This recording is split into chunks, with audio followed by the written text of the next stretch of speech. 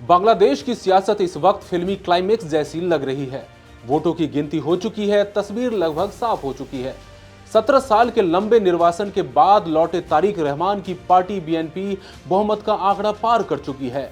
ढाका की गलियों से लेकर सोशल मीडिया तक एक ही नाम की चर्चा है और वो नाम है बीएनपी के सुप्रीमो तारिक रहमान का।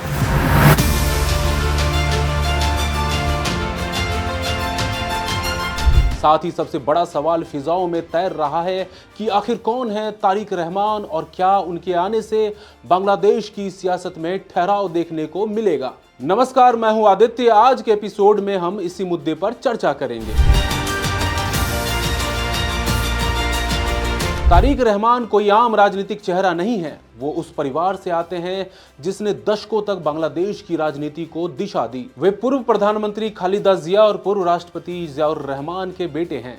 उनका जन्म 20 नवंबर 1965 को ढाका में हुआ था। 1971 की जंग आज़ादी के दौरान वो महज 6 साल के थे और कुछ समय के लिए हिरासत में भी रखे गए। उनकी पार्टी आज भी इस बात को उनके संघर्ष की शुरुआती कहानी के रूप में पेश करती है।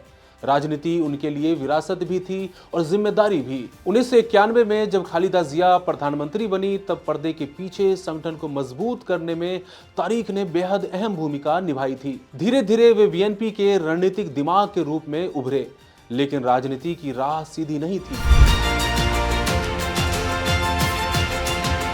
तारिक के पारिवारिक बैकग्राउंड की बात करें तो उनकी मां खालिदा जिया का जन्म 1946 में जलपाईगुड़ी में एक बंगाली मुस्लिम परिवार में हुआ था।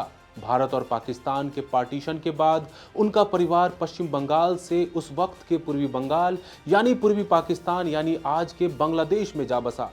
खालिदा जिया के बचपन का नाम पुतुल मजूमदार था, क्योंकि उनके परिवार का सरनेम मजूमदार था। 30 दिसंबर 2025 को 80 साल की उम्र में खालिदा जिया की मौत हो गई। तारिक के पिता की बात करें तो जियाउर रहमान एक फौजी थे, फिर सियासतदान बने। 1971 की जंग और पाकिस्तान के खिलाफ विद्रोह में उन्होंने बहुत बड़ी भूमिका निभाई थी।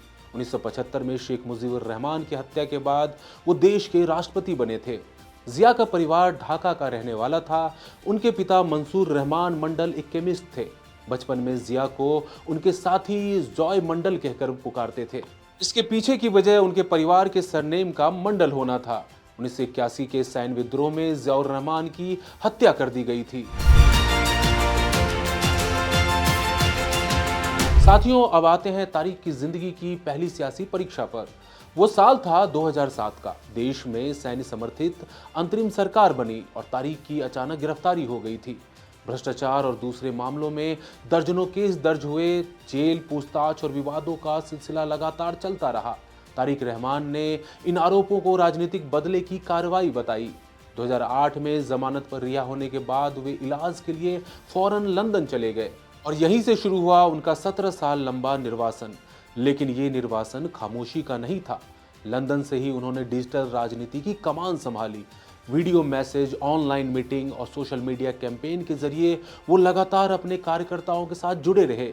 वे दूरी के बावजूद पार्टी की धड़कन बने रहे। समर्थकों के बीच उनकी छवि एक ऐसे नेता की बनी जो सत्ता के बाहर है लेकिन खेल से नहीं। इस बीच साल 2009 से लेकर साल 2024 तक शेख हसीना देश की पीएम बनी रही। तारिक और खालिदा जिया की पार्टी बीएनपी इस दौरान हाशिए पर बनी रही थी, लेकिन 7 समंदर पार से ही तारिक ने मोर्चा संभाले रखा। फिर आया साल 2024 का वो वक्त जब पूरे देश में शेख हसीना विरोधी लहरें अपने चरम पर जा पहुंची। हसीना की सरकार के पतन के बाद राजनीतिक माहौल बदला। मोहम्मद यूनुस को देश का कार्यकारी संचालक बनाया गया।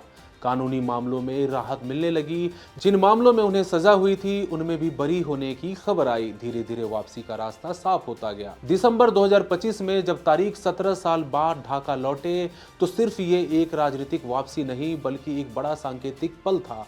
वे पहले ही अंतरिम सरकार के प्रमुख मोहम्मद यूनुस से मुलाकात कर चुके थे, जिससे साफ था कि सियासत में नई बिसात बीत चुकी है। अब देश के 13वें संसदीय चुनाव में उनकी पार्टी अपनी सहयोगी पार्टियों के साथ 213 सीटों पर जीत दर्ज कर चुकी है। खुद तारिक रहमान ने ढाका 17 और बोगरा 6 से शानदार जीत हासिल की है। बोगरा उनका पारिवारिक गढ़ है, जबकि ढाका 17 राजधानी की प्रतिष्ठा सीट मानी जाती है। दोनों जगहों से जीत ने उनके कद को और भी ज्यादा ऊंचा कर दिया है। साथ ही उन्होंने अपने पीएम बनने का रास्ता भी साफ कर लिया है। तारिक रहमान की कहानी किसी राजनीतिक थ्रिलर से कम नहीं है, लेकिन उनकी असली परीक्षा अब शुरू होती है, खासकर तब जब देश में अराजक स्थिति बनी हुई है और हिंदू अल्पसंख्यकों को लगातार टारगेट किया जा रहा है। आज के एपिसोड में बस इतना ही। बने रहिए इंडिया.com के साथ। शुक्रिया।